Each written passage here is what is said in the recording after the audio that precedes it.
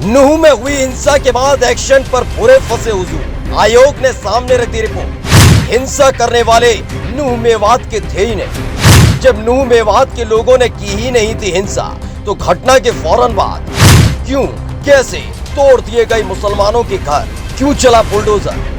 क्या फर्जी आरोप लगाकर फर्जी तरीके से गिरा दिए गए मुसलमानों के घर? कौन है मासूमों का अपराधी? किसके इशारे पर हुई कार्रवाई? ये सवाल इसलिए उठा है क्योंकि 31 जुलाई को जब नूह में विश्व हिंदू परिषद की शोभा यात्रा के दौरान जमकर उत्पात हुआ था, पहले पथराव हुआ और फिर आगजनी हुई थी। देखते ही देखते पूरा का पूरा नूह जल उठा था। एक एक तस्वीर भी निकल कर सामने आई थी कि कैसे भगवा गमछा ओढ़े लोग हाथ में हथियार लिए घूम रहे हैं। लेकिन जब कमल छापों की सरकार ने कार्रवाई का बिगुल बजाया तो एक एक मुसलमान को गिरफ्तार किया जा रहा था।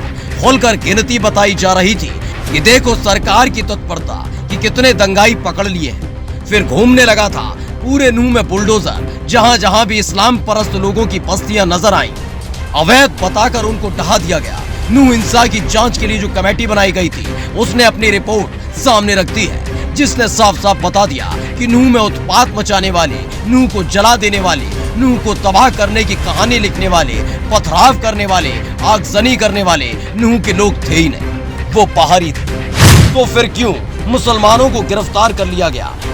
क्यों मुसलमानों के घर, दुकानों पर चला दिए बुलडोजर? राष्ट्रीय अल्पसंख्यक आयोग ने 31 जुलाई को नूह में भड़की हिंसा की जांच की। इस दौरान खासकर नूह में रहने वाले लोगों से पूछताछ की। मुसलमानों ने हिंदुओं को अपना हमदर्द बताया, तो वहीं नूह के रहने वाले हिंदू भी मुसलमानों को अपना भाई बताते रहे। बताई एक एक सच्चाई कि उस रोज जिस भीड़ ने पूरे नूह की तस्वीर को बदल दिया था, वो नूह के लोग थे ही नहीं। इस पर राष्ट्रीय अल्पसंख्यक आयोग के अध्यक्ष इकबाल सिंह ने अपनी रिपोर्ट में लिखा है कि नूह हिंसा में स्थानीय लोग शामिल नहीं थे। सोशल मीडिया के जरिए फैलाए गए दुष्प्रचार में कुछ नौजवान उत्तेजना का शिकार हो गए, जिस पर समाज को ध्यान देने की जरूरत है। अब सवाल उठता है कि आखिर स्थानीय लोगों ने नूह में हिंसा नहीं फैलाई, तो खट्टर सरकार की पुलिस ने नूह में रहने वाले किन मुस्लिम समाज के लड़कों को गिरफ्तार कर लिया? आखिर कैसे और क्यों मुसलमानों को दंगाई बताते हुए उनके घर और दुकान को गिरा दिया गया? ये सवाल उठता है, लेकिन ये भी यकीन रखिए जवाब नहीं आएगा। Special desk the Kantap.